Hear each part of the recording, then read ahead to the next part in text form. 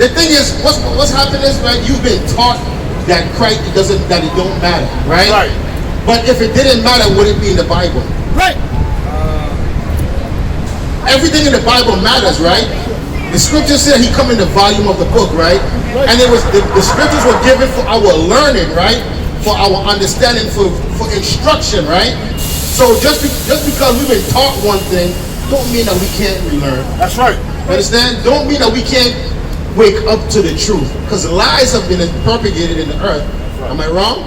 That you yourself said. Now we go to 1538 Numbers. Let's get this work. Open up your Bibles. Let's get this work. Let's get this work. Speaking to the children of Israel and tell them to make tassels around the corners of their garment throughout the generations to come. May they put around their fringes a border, blue ribbon.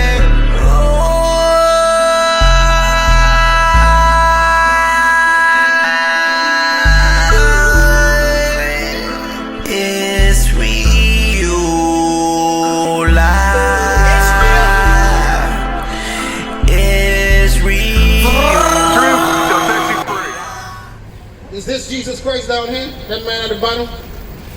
Is that Jesus Christ? That's why they're quote on it, but we don't know, nobody knows.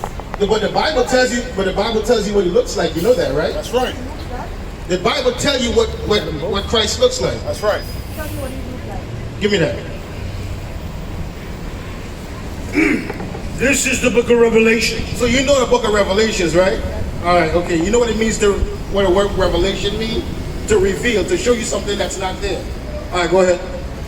This is the book of Start with verse 1. this is the book of Revelations, chapter 1, verse 1. Bring it out. The revelation of Jesus Christ, which God gave unto him to show unto his servants things which must shortly come to pass. So you know who wrote the book of Revelations, right? John the Revelator. So this is a vision. Jump down to verse 14 to show the description. Somebody pull that picture for me. Verse 14. His head and his hairs were white like wool, as white as snow, and his eyes were as a flame of fire. So this is describing what his hair looked like, white woolly hair. What kind of hair you got? What type of hair do you have? What's your texture of hair? You have hair of wool. You can look it up whenever you get a chance. You got a smartphone, right? So you have what's called hair of wool. This is hair of wool. That brother right there, hair of wool. You know, he got a little bit of white in his beard right there. You know what I'm saying? So Christ had white woolly hair. That's what the scriptures is telling you. All right, go ahead. Verse 15. And his feet like unto fine brass. So if his feet is one color, is that going to be the same color as the rest of his body? If your feet is brown, is that not the color of the rest of your body? Of course. So I mean, it's not a fantastical thing. It's speaking plain English, right? So it's telling you that his feet were like fine brass. You know what the color of brass is? Not gold. What? Not gold. There goes fine brass right there. Yeah. So Yeah. that's like fine. That's fine brass right there. Okay. As if they burned in a furnace. So if you burn anything in a furnace or in an oven, does it get darker or lighter? Like a flame. Like a flame, like fire. But it said it burned. It's not talking about the fire. It's talking about what the fire did to the color of his skin. That's right. That's what it's saying. So if his skin was like gold or like a brownish color, you burn anything. If you burn it, is it gonna have a darker color or a lighter color? Is it gonna become lighter or is it gonna become darker if you burn it? That's the term that they use, burn. You understand? They didn't say that it cooked. They didn't say that it marinated. They didn't say that it stewed. They said that it burned. You know what I'm saying? So if you burn anything, you put a fire to anything, it becomes what? Yes or no? Oh, say that one more time. All praises. One more time. That's right. So what color are they describing Christ as? That's the thing. Because no one ever see that. This is the book of Revelations, right? Okay, if you see God, you want me. You want me. So wait, hold up. Are you saying that Christ is God? Or is he the Son of God? God is the Father of Jesus Christ. Okay? But what I'm saying is, no one ever sees. No one can see. Right, well, right now, but this is, you just said this is, That's what he said to Moses. yeah. Moses said, I will have to see you. Moses, God said, you cannot see me because you won't live. You should see my face. Okay, well, that's not what we're talking about. Well, what we're talking about is in the book of Revelations, where John the Revelator, who you agreed that got this vision, right? And this vision is showing him what Christ looked like, right? So what does the vision say he looked like? Is that so hard? I mean, I just read it for you. Would you like us to read it again? The thing is, what's happening is, right, you've been taught that Christ that it don't matter, right? Right.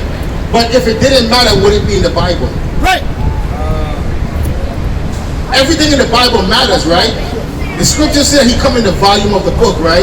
And it was the scriptures were given for our learning, right?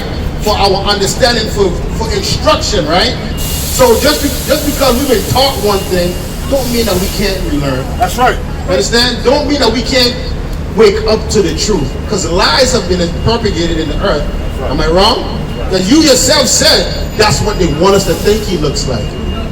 You just said in that sentence, in one sentence, that's what they want us to look. That's what they want us to think he looks like. And then you just said again, nobody's seeing what he looked like. And then I just showed you in the Bible the description of him. I can show you somewhere else. Would you like me to show you somewhere else? Go ahead, keep going, keep going. Nobody see it.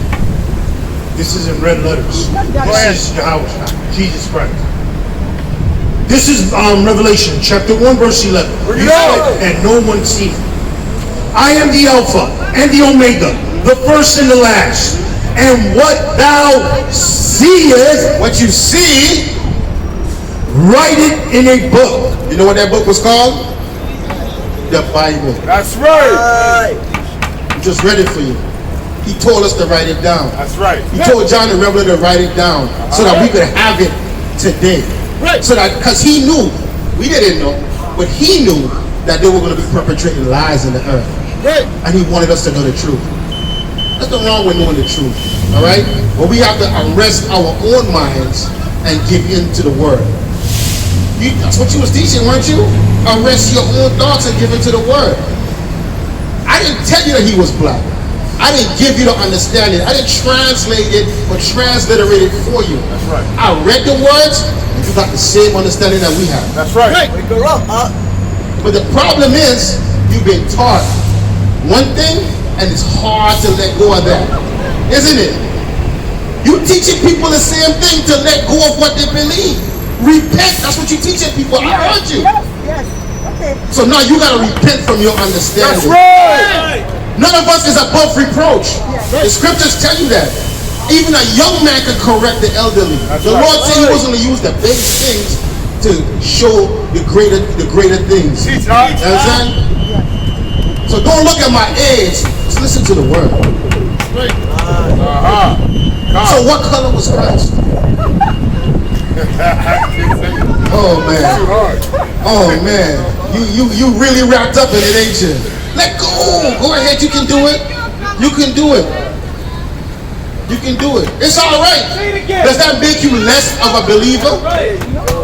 That's right. But you know what makes you less of a believer? Somebody who can't accept the word of God. That's right. You calling your own belief into question right now because I'm looking at you and you can't say something as simple as Christ was black. Right. You say I cannot say it? Teach. Say it. I'm asking you to say it. Say it. Say it.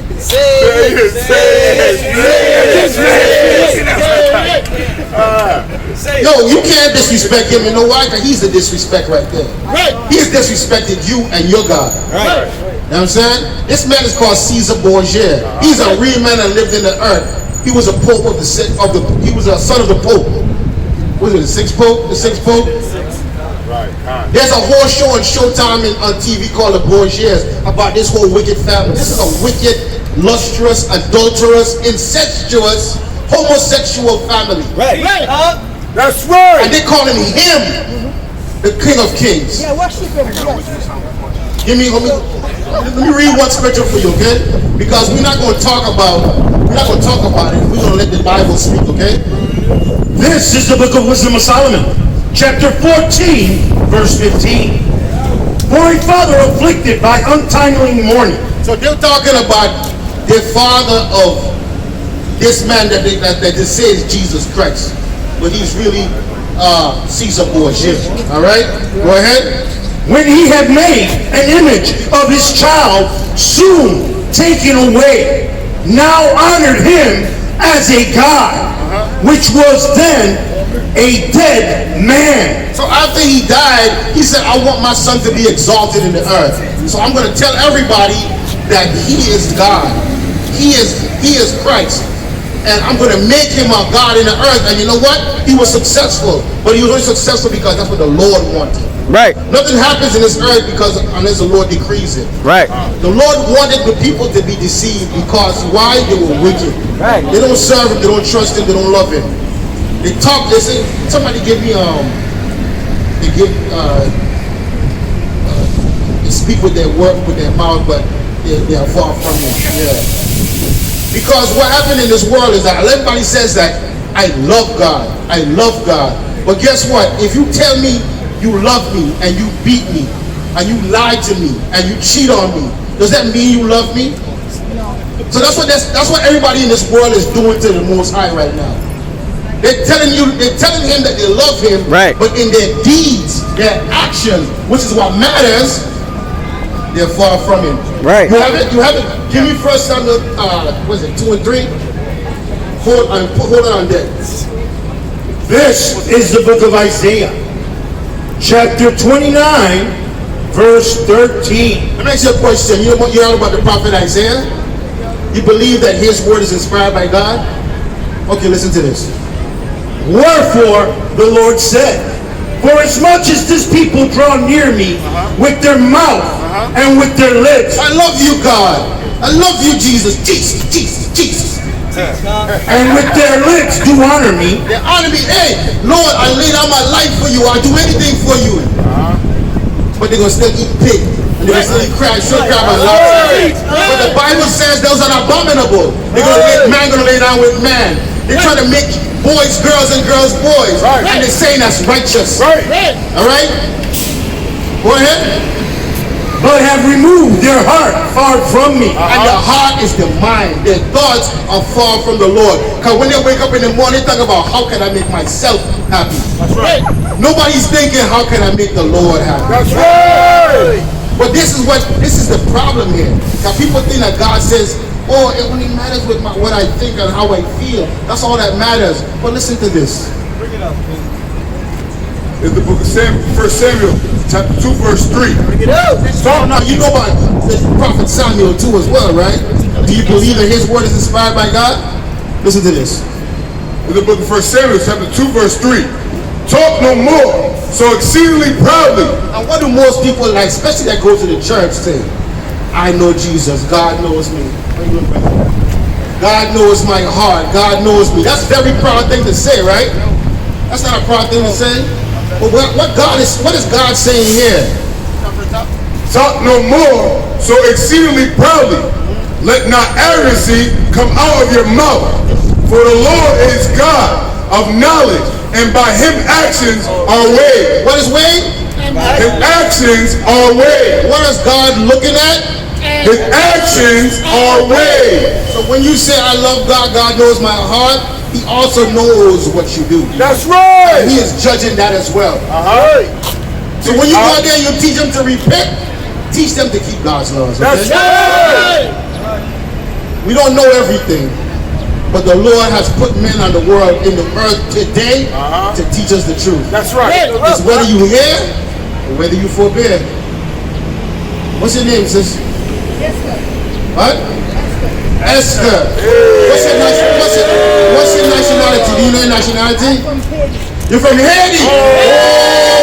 Hey, wait, Esther, before before you go, I want to show you something, and this is very important, because when we repent, it's not only that we're supposed to just repent.